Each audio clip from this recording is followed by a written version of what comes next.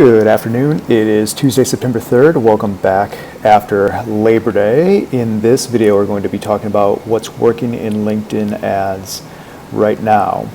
And what I'm going to show you first is what LinkedIn had created a couple of years ago, and they called this the secret sauce, how LinkedIn uses LinkedIn for marketing. Now, this was pretty good. It was very much tantamount to a commercial. And it talked about specifically what LinkedIn does, how you do it on LinkedIn advertising, what sponsored content is, the various options, et cetera, et cetera. But what I'm really excited about is they came out with an updated version of it, and it looks like this. And what I love about this is it actually goes through and shows you what LinkedIn itself is doing with its own ads platform. So they, meaning LinkedIn, they advertise themselves. And that's pretty cool because they can actually take the data and go through what they found that works and then share that with you. And as I mentioned in my post that was teasing out this LinkedIn Live earlier today, we run a lot of LinkedIn ad accounts here at our company AmpliPhi, and I will either affirm what LinkedIn says or add some color to what they said as well. Now, I also, yesterday, went through all 65 pages and earmarked it here so you don't have to do that yourself, and I'll just cover the salient points. So we're going to skip right to page 20 here. If I can find my cursor. There we go, where my cursor went. There we go. Okay, cool. So I'm going to go down to page 20 here. Now this is what I feel is really where it starts to get into some good stuff here. They A/B tested, meaning they were testing different portions of the platform to see what resonated with their people that were targeted by these ads. Now, what I saw that I thought was especially compelling is it said here, let me just zoom in and give you a better idea here what this looks like. So, let me just get over here. Okay, so what LinkedIn said here is based on using a very short amount of copy, they had an 18% boost in engagement on their sponsored content. In other words, through the clicks. So either people liking, commenting, clicking through. So what they say is short versus long. And let me just validate exactly what they're saying, why I think this is important. People are going on LinkedIn with a purpose, and that purpose is to either engage with people with whom they associate or to learn something. And if people are going on to learn something, oftentimes it's not just on the LinkedIn platform itself, it's through these sponsored ads where they can click through, do something, and then feel like they accomplished something that's work related, right? So I went to LinkedIn, I saw something that's targeting me, I downloaded the white paper, and now I feel like my time was worthwhile. So that's short versus long. Stat versus no stat, which I don't think would surprise anybody. If you're using a stat like 75% here, versus no stat, that tends to work better as far as click-throughs here, as well as impressions itself. And then audience call-out versus generic, where you say marketers here versus not saying anything there. Now, this is especially good in the LinkedIn, what we call dark posts. In other words, when you're not publishing this on your company page as a whole, and anybody can see it, it's where you're specifically stating, let's say I'm a law firm and I go, I only want to target general counsel at companies in and around the area that I'm targeting. I could say specifically general counsel ... by way of doing LinkedIn sponsored content targeting just to general counsel, so only they see it. So those audience callouts are a very, very big deal. Continuing on to page 21, this is more aesthetics that they talk about. Dark versus light, which here you can tell it obviously gets a little bit lost, all the stuff going on here. This is a little bit better, so I can't say one way or the other whether you should go dark or light, but in this case, apparently it did better for them.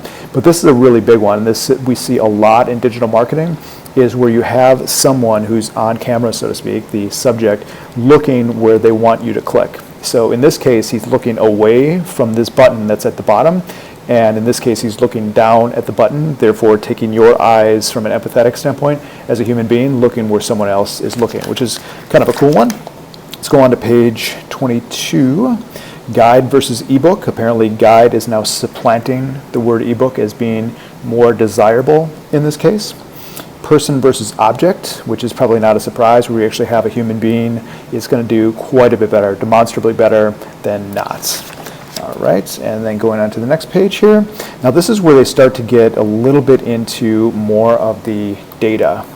And this is a really important portion here. Let me just find, it's page 24. Here we go. Okay, So this is called the LinkedIn Insight tag. Now I'm shocked with the amount of companies that we talk to that are not aware yet of the LinkedIn Insight tag. This is something where you take a piece of code from LinkedIn, this little JavaScript here that they point out here, and you put that on your website. And this is free. All you need is a LinkedIn ad account. And when you install it on your website, LinkedIn is going to start reporting back data to you to say where geographically people are from, what companies they work for, what their job titles are, what their seniority is, and a bunch of other stuff that's really, really cool. So if you get this JavaScript, this little portion of JavaScript, put it on your site, you'll start to get free website demographics from LinkedIn. So think about it as almost being like Google Analytics coupled with LinkedIn's insights as to who the people actually are. So it doesn't go down to the individual level where you can say Sally Smith from this company is on your website. It's that somebody in, let's say, higher education at a senior level, maybe a director, saw your website and clicked through to it and was there. So it helps empower those of us doing business development or sales to know that if the right people from the right company are on your website, it's probably a really opportune time to reach out to them. And if you haven't done this yet, just reach out to me or anybody here at AmpliPhi, and we'll be happy to get this LinkedIn Insight tag set up for you. It's very simple and very straightforward. Now also, this goes into, in the report here, it talks a little bit more about the website visitors, but then also retargeting. And this is that creepy Facebook ad factor that we call it, where you've been on somebody's website, and then because you've been on their website, you get stuff from them. You see them more often, and that's what we can do with LinkedIn ads as well. And this is, again, LinkedIn speaking to, hey, if you want to get people who have been on your website to see your content on LinkedIn, this is an advantageous way and a less expensive way to do it than just broadcasting your message to everybody. All right, let's go down to page 29 here. Okay. Now this is a really, really surprising statistic to me, and I'd be remiss if I didn't at least mention this to you, where it says 80% of sponsored content clicks come from mobile devices. Now, I am shocked by that stat because we don't see that at our company. That is not data that we're getting at all. We're seeing very, very little mobile ad traffic, and I think a big reason behind this is many times people are not optimizing their ads for mobile. So imagine if you're trying to get people to click through from a LinkedIn ad to a website page and have them input their information and actually get them to type in their name, company, all this kind of stuff. That stuff just doesn't work very well. So these might be extraneous or erroneous clicks, right, where people are scrolling through and they accidentally hit something, but I can't validate that this is the truth with at least what we're seeing. So Helen's asking, can you run the LinkedIn Insight tag through Google Tag Manager? Good question, Helen, and nice softball. Thank you for that. You definitely can use Google Tag Manager to install your LinkedIn Insight tag, and in fact, we'd encourage that because oftentimes, if you know that you're a company of any size, you have a website person, a website department, a website company doing your stuff, and that's their fiefdom, right? They go, don't touch my website. So with Google Tag Manager, we touch the website once, we put on this piece of code from Google, and then we can inject, if you will, through these containers, LinkedIn Insight tags, Facebook tags, YouTube, all of this other stuff through that one LinkedIn Tag Manager account. So if you don't have that set up, let us know as well, and we'd be happy to do that for you. All right, so let's continue on. This is page 30. Sorry, there we go. All right, this is something that I thought was really, really interesting, is it says 75% of B2B buyers rely more on content to research and make B2B purchasing decisions than they did a year ago. And seeing as how this was just updated in 2019, I can assume that in this case, LinkedIn is talking about 2018. And I don't know if this has to do with some specific survey results, because it's talking about where it came from, so the sophisticated guide at content marketing here. But that's a really, really shocking statistic, knowing that people are that much better educated perhaps than they were a year ago. Now I would probably validate this from our standpoint because no one ever went to Google search school, right? We just got a lot better at Googling the stuff that we thought was better for us when it came to us making buying decisions. So we're probably overdoing it research-wise, in my opinion, oftentimes, as opposed to just picking something and running with it and not questioning your decision. But this, again, validates the fact that if you are publishing content on LinkedIn, especially if it's sponsored, especially if it's going after the exact audience that you want, this is probably a really good shot for you to get in front of them while they're going through their research. All right, let's go to page 32. Okay, this I thought was pretty interesting as well, because This is saying that LinkedIn is the #1 social network for for lead gen by a long shot. And I would probably agree with this because lead generation is specific to B2B, right? Typically B2C, we don't talk about lead gen, we just talk about sending somebody to a shopping cart and then maybe they'll buy something. So I would agree with what LinkedIn says here. It's kind of tooting their own horn, but at the same time, it's a differentiation in this regard because people are on LinkedIn for work purposes as opposed to just goofing off on the elevator when they have an extra 7 seconds or something like that.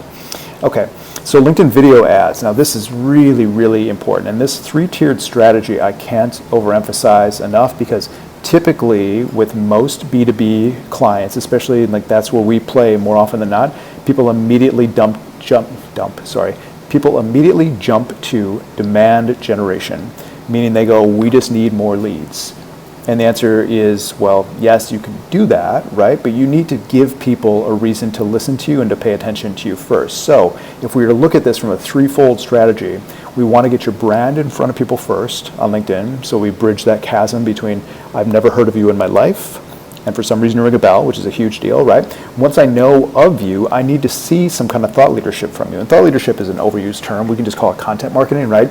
An attempt to educate those who might buy from you, and evidenced by a slide just a little while ago, we saw that 75% more time is spent now doing research, so why not be the people educating those that might buy from you? And then ultimately the demand gen, that's where we say, you know us, you've learned from us, how about we do business together? So that is a really, really important best set of best practices, specifically with video. Now they talk about length here, and they say 90 seconds could be really, really good as far as the video goes. We've seen some that we've had that have gone over 5 minutes where it's a testimonial that has done extremely well. And then these, the bottom of the funnel can be 2 to 6 minutes versus the top, which are relatively short, which makes sense, right? These are akin to television commercials, like here's us, here's what we do, etc. And then it's learn something from us, and then it's, hey, let's do some kind of business together.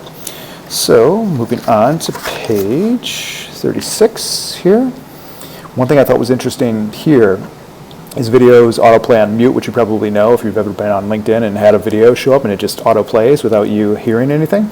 But people will like to have sound and they want to have sound, but oftentimes people are watching videos in crowded places. And this is the phenomenon where I say that people turn their back to their office door and they watch movies on their phone, right? They go on Facebook on their phone and LinkedIn on their phone. This is oftentimes, though, if people are just trying to understand something from you, if they're in a crowded place like in a train station or something like that, they want to read the subtitles so they can better get what you're talking about. So if you're not already adding subtitles to your videos, I think it is absolutely imperative, and this is something that we do a lot of at AmpliPhi. We ensure that these videos that go out have the subtitles, and in fact, I can back this up. We have a client that has over 1 million views on one video. 71% of the people who watch that video watch it on mute the entire time. They never turn on the volume at all. So if you're not subtitling the videos that you work so hard to produce, I think you're doing yourself a disservice. We have 2 more things to hit on here. Bear with me just a second while I find my tabs. Okay, this one is going to go all the way down to page 51. Okay. All right. This specifically, what I really like a lot, is LinkedIn is kind of giving away their secret sauce. They're saying specifically, since they implemented retargeting in mid-2017, so just so you know, Facebook has had this for many years, and LinkedIn's finally now catching up to it. They talk about if people have hit a specific product or pricing page, they know that they're farther along in their buyer's journey, so they make an offer to them to say, if you've been on our product page, you probably would respond more favorably to a $50 off or a $50 ad credit, as opposed to just somebody who we blasted out to everybody. So I think that's a really important thing to say distinctly on certain pages, if they've reached that threshold, if you will, of learning something from you and then going to something that is indicative of them wanting to buy something, you should probably show them some kind of offer like this. And then the last page that I wanted to show you is going back to that LinkedIn Insight tag. This is what the website demographics actually look like. So again, if you don't have the LinkedIn Insight tag, and you're missing out on getting all of this information, and specifically, I mean, company, this is so valuable. If you're trying to sell into a specific company or try to gain a new client, this is a really great way to empower the people doing business development to have confidence to say you will then know that these people are who they say you are by way of their responsiveness on being on your website. So that was not a very good sentence to end this, but hey, I do what I can. Okay, so thanks for tuning in. If you're watching on the replay, I'm looking forward to hearing what comments you have, and if you enjoy videos like this, and if there's anything else that we can answer for you specifically when it comes to LinkedIn ads, or specifically, again, that website demographic information through the LinkedIn Insight tag. Thank you very much for tuning in. I hope you have a wonderful rest of your September 3rd, 2019, and I will talk to you next time. Thanks for watching. See ya.